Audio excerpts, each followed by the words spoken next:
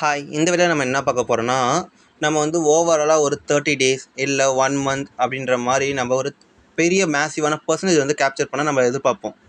For example பார்த்தீங்கன்னா, ஒரு 30%, 40%, 20% இப்படின்ற மாதிரி குறைஞ்சது வந்து மினிமம் ஒரு 15லேருந்து 20லேருந்து ஆரம்பிக்கும். மேக்ஸிமம் பார்த்தா 100% வரைக்குமே நம்ம கேப்சர் பண்ணுறதுக்காக நம்ம அனலைஸ் பண்ணுவோம். ஸோ அந்த மாதிரி பார்த்தா நம்ம வந்து இப்போ அனலைஸ் பண்ண போகிறோம். ஓகேவா? ஸோ அதனால் வந்து பார்த்தீங்கன்னா, இது வந்து எந்த டைம் ஃப்ரேமில் பார்த்தாலும் நல்லா பாருங்கள்.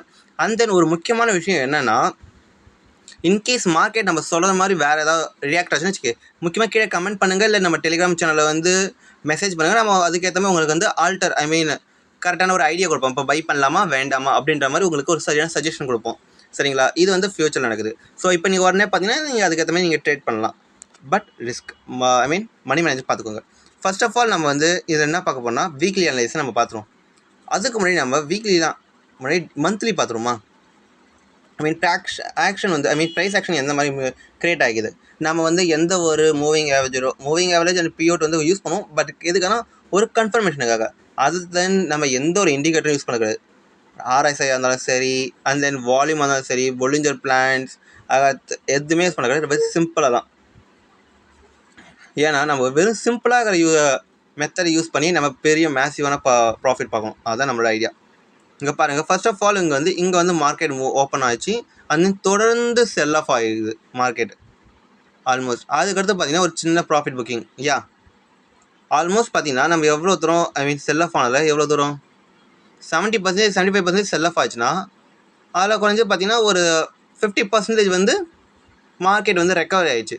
தென் இப்போ போயிட்டு திரும்பி கீழே இறங்கலாம். மோஸ்ட்லி பார்த்தா நம்ம வந்து மந்த்லியில் பார்க்குறேன்.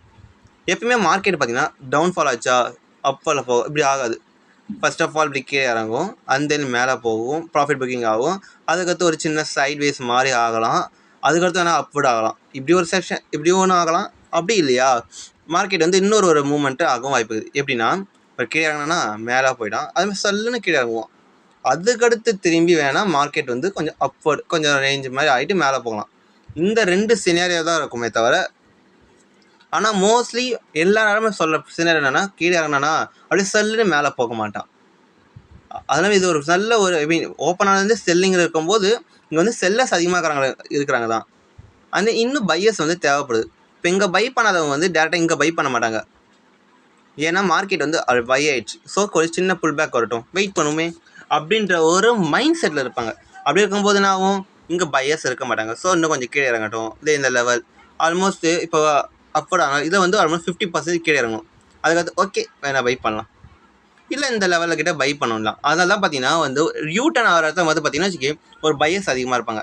இன்கேஸ் இங்கே பை பண்ணியும் இப்படி ரேஞ்ச் ஆச்சுன்னா ஓகே, இங்கே வந்து மார்க்கெட்டில் வந்து பையர்ஸ் வந்து அந்த அளவுக்கு ஆகலை, சின்ன ஒரு பிரேக்கெட் கொடுத்து மேலே ஒரு புல் பேக்னா அப்போ செல்லர்ஸ் வந்து ரொம்ப அதிகமாக வந்துடுவாங்க. இதுதான் மார்க்கெட்டோட ஸ்ட்ரக்சரு.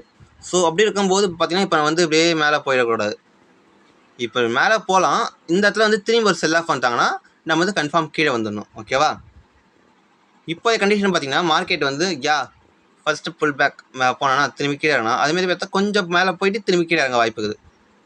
மந்த்லியில் செல்லிங் இருக்கிறான். சரி, நம்ம டேயில் பார்ப்போமா? வீக்லியில் பார்ப்போம். வீக்லியில் எந்த மாதிரி க்ரியேட் ஆகிடுது பாருங்களா மார்க்கெட்டு. இங்கே பார்த்தீங்கன்னா சொல்லுன்னு வெறும் ட்ரெண்ட் லைனாக க்ரியேட் ஆகிடுது. இங்கே பிரேக்கர் கொடுத்தான். எத்தனை பேர் ட்ரேட் பண்ணீங்க? இங்கே பிரேக்கர் கொடுத்து ஒரு சின்ன புல் பேக் எடுத்து கீழே இறங்கினா அதுக்கடுத்து மேலே போயிட்டான். ஓகேவா? நம்ம சொன்னல ஃபஸ்ட்டு ஒரு புல் பேக் ஆனோடனே அந்தளவுக்கு பார்த்தா நல்லா பயங்க ஆகாது. வீக்கில் பார்த்தா தெளிவாக தெரிஞ்சுது. இப்போ கீழே மேலே இறங்கினா கீழே இறங்கினா திரும்பி மேலே போயிட்டு திரும்பி கீழே இறங்கிட்டான். ரைட் அண்ட் ரீச் திரும்பி மேலே போயிட்டு திரும்பி எம்பேட் மாதிரி எதுவும் கீழே இறங்கிட்டானா. இப்போ மார்க்கெட் திரும்பி இங்கே மேலே போனோன்னா அப்போ வந்து இந்த ரெசிஸ்டன்ஸ் வந்து வீக் ஆகிடும். ஸோ அப்வர்டு போக வாய்ப்பு இருக்குது. பட் இந்த சினாரியோ எப்படி பார்த்தீங்கன்னா இப்போ மார்க்கெட் நம்ம buying power price action. But கேண்டல்ஸ்டிக்கை பாருங்களா.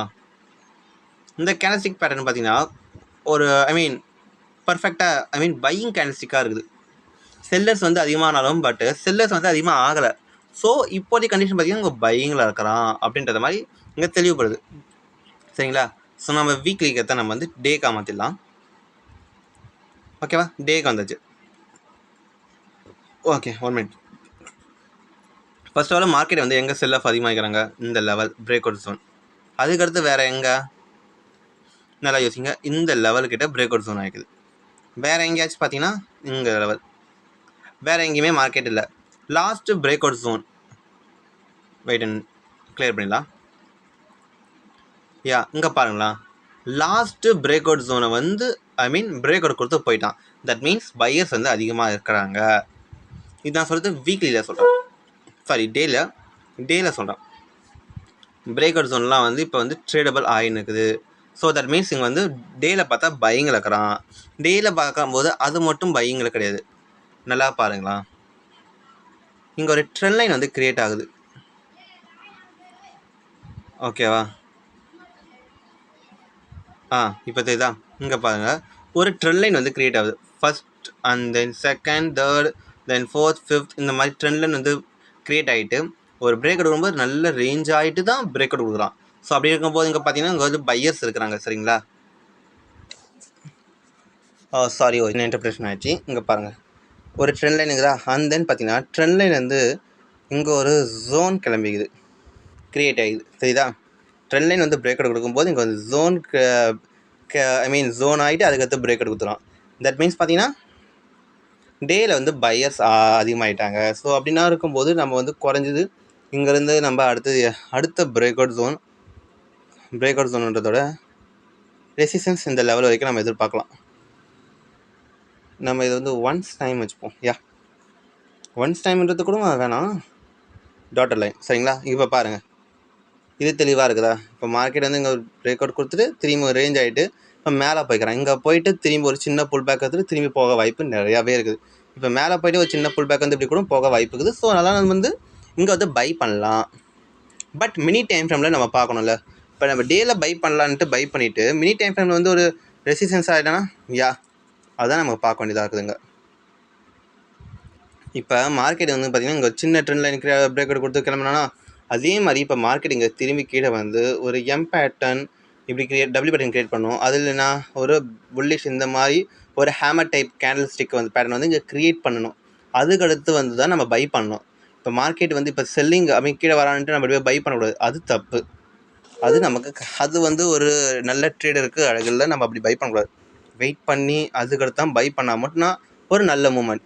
அதுக்கடுத்து நாம் வேணால் இந்த லெவலில் கூட க்ரியேட் ஆகட்டுமே, ஒன்றும் பிரச்சனை இல்லை. ஸ்டாப் லாஸ் வந்து ஒரு குறைஞ்சி இவ்வளோ தரும், 2 to 3 5% கூட நம்ம ஸ்டாப் லாஸ் வச்சுக்கலாம். Target first target 7%. Stop loss ஏன் ரொம்ப பெருசாக இருந்தால் கூட பரவாயில்லன்னு சொல்கிறது காரணம்னா, பேட்டர்ன் வந்து கரெக்டாக க்ரியேட் ஆகணும். அப்படி இருக்கும்போது நம்ம ஸ்டாப் லாஸ் பற்றி கவலைப்பட வேணாம். 10% கூட ஸ்டாப் லாஸ் வச்சுட்டு இப்போ டார்கெட்டு 20-30% கூட வச்சுக்கலாம். பட் பேட்டர்ன் கரெக்டாக இல்லாத போது நம்ம பேட்டர்னுக்கு ஏற்ற ஸ்டாப் லாஸ் வைக்காமல் நமக்கு ஏற்ற ஸ்டாப் லாஸ் வச்சுன்னா தேவையில்லாமல் நம்ம அந்த இடத்துல லாஸ் தான் கொடுக்க போகிறோம்னு அர்த்தம். ஓகேவா? 4 ஹவர்ஸில் பார்த்தீங்கன்னா அந்தளவுக்கு நான் பையிங் சொல்ல மாட்டேன். 1 ஹவர்ஸில் பார்த்தீங்கன்னா இங்கே பாருங்களா, செல்லர்ஸில் இருக்கிறான். அழகாக அப்படியே மேலே போயிட்டு இப்போ செல்லிங் வரான். வரட்டுமே, இன்னும் கீழே வந்து அதுக்கடுத்து ஒரு ஃபுல் பேக் கொடுத்துட்டு போகட்டும், இல்லை கீழே இறங்கிட்டு தென் இப்படி போகட்டுமே, அதுக்கடுத்து நம்ம பை பண்ணிக்கலாம். இல்லை உங்களுக்கு கரெக்டான என்ட்ரி ப்ரைஸ் வேணும்னா நம்மளோட பெய்ட் குரூப்பில் வந்து நீங்கள் ஜாயின் பண்ணிக்கோங்க. பெய்ட் குரூப்பில் ஜாயின் பண்ணிங்கன்னா நம்ம வந்து பெய்ட் குரூப்பில் வந்து உங்களுக்கு இந்த லெவலில் கிட்ட பை பண்ணுங்கள், இந்த லெவலில் கிட்ட ஸ்டாப் லாஸ் வைங்க அப்படின்ற மாதிரி நம்ம உங்களுக்கு கரெக்டான டைமிங்கில் சஜஷன் பண்ணுவோம். புரியுதா இல்லையா? அதை தவிர்த்து நீங்கள் உடனே போய் பை பண்ணுறது ரிஸ்க்கு. பெய்ட் குரூப் வந்து ரொம்ப பெருசெல்லாம் இல்லை. நம்ம கீழே வந்து நம்ம டிஸ்கிரிப்ஷனில் டெலிகிராம் சேனலுக்கு ஜாயின் பண்ணிக்கோங்க. பெய்ட் குரூப்பில் ஜாயின் பண்ண போகிறோம்னா நமக்கு வந்து டெலிகிராம் குரூப் மெசேஜ் பண்ணுங்கள். அப்படி இல்லையா நமக்கு டேரெக்டாக மெசேஜ் பண்ணுங்கள், நம்ம உங்களுக்கு ஈஸி ஆக்சஸ் பண்ணுவோம். இல்லை ப்ரீவியஸ் வீடியோவில் பார்த்தா நம்ம நம்பர்ஸ்லாம் இருக்குது, ஸோ கால் பண்ணி கூட நீங்கள் பேசிக்கலாம்.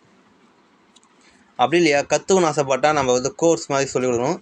இன்ட்ராக்ட் 1-on-1 தான். ரொம்ப எப்படி சொல்கிறது, எந்த அளவுக்கு முடியுமோ அந்த அளவுக்கு எங்களை மாதிரி உங்களை ட்ரேடிங் இதில் பார்ட்னர்ஸை ட்ரேடிங்கில் கிளியரான வியூவில் பார்த்து கற்றுக்கிற மாதிரி உங்களை பண்ணுறது தான் எங்களோட முக்கியமான வேலை. சரிங்களா? ஸோ அதனால தான் சொல்கிறேன், நல்லா ட்ரேடிங் பொறுமையாக நம்ம சம்பாதிச்சிக்கலாம், ஒன்றும் பிரச்சனை கிடையாது. ஸோ பார்த்து ட்ரேட் பண்ணலாம். அண்ட் தென் இந்த வீடியோ பிடிச்சிருந்தா சப்ஸ்கிரைப் பண்ணுங்கள், லைக் பண்ணுங்கள், கமெண்ட் பண்ணுங்கள், ஷேர் பண்ணுங்கள். And then bye.